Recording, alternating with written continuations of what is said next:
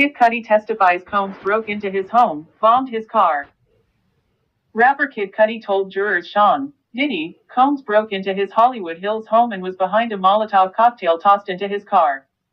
Associated Press news partner. Rapper Kid Cudi testified Thursday that Sean Diddy Combs broke into his Hollywood Hills home in 2011 after finding out he was dating Combs' ex-girlfriend, the R&B singer Cassie, and said he was sure Combs was behind the firebombing of his car weeks later. Speaking at Combs' federal sex trafficking trial in Manhattan, Cudi said that while he and Cassie were briefly dating, he took her to a West Hollywood hotel in order to get her away from the seething Combs. While there, he said, he got a call from Combs' assistant Capricorn Clark. She told him Combs and an affiliate were in Cudi's house and she had been forced to go with them. Cudi, whose legal name is Scott Muscudi, said he called Combs while driving home and asked why he was in his house. He said Combs calmly replied, "I want to talk to you." But Combs wasn't there when he arrived, Cudi testified. Instead, he found that someone had opened Christmas presents he'd bought for his family and locked his dog in a bathroom. Cudi wasn't sure what was going on, so he called the police. A few weeks later, Cudi testified, his Porsche 911 convertible was damaged by fire while parked in his driveway. Cudi said he was at a friend's house when his dog sitter called and told him his car was on fire. Jurors were shown photos of the car's red leather interior scorched and burned, with a hole apparently cut in the fabric roof. A Molotov cocktail was found on the passenger seat, Cudi said. Cassie, whose legal name is Cassandra Ventura, testified last week that Combs threatened to blow up Cudi's car and hurt him after he learned she was dating the Grammy Award-winning rapper. Cudi said he didn't have conflicts at the time with anyone other than Combs. "I knew he had something to do with it," Cudi said, leading Combs' lawyers to object. Jurors were told to disregard the remark. Cudi told jurors he met with Combs the next day at a Los Angeles hotel to try to smooth things over. "After the fire, I said this is getting out of hand. I need to talk to him," Cudi said. At the end of the meeting, as they stood and shook hands, Cudi said he asked Combs, "What are we going to do about my car?"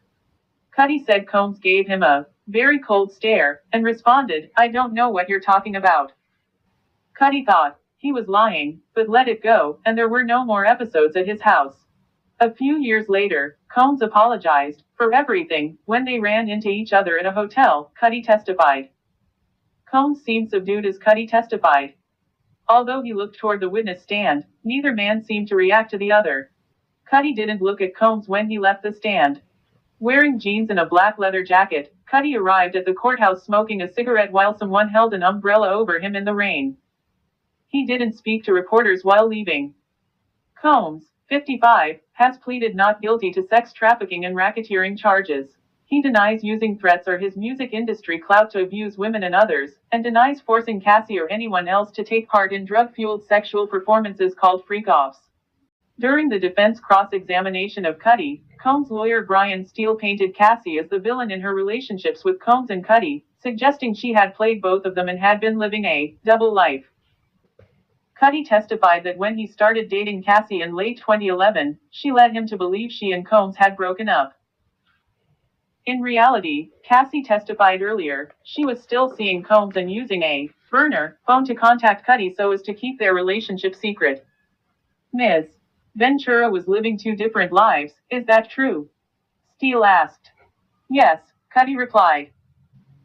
Cudi said he was in love with Cassie and was upset to find out she later decided to go back to Combs. Jury hears more allegations that Combs abused Cassie. In 4 days of testimony last week, Cassie said Combs physically abused her during most of their relationship from 2007 through 2018. George Kaplan, Combs' former personal assistant, testified Thursday that in 2015 he saw Combs be violent with Cassie on a private jet. He said no one helped her as she screamed, "Isn't anybody seeing this?" Kaplan said he didn't intervene because he was afraid of losing his job, but quit after that attack and a later episode in which he saw Cassie with a bruised eye. Jurors also heard Thursday from makeup artist Mila Morales, who's worked for Rihanna, Jennifer Lopez and other stars.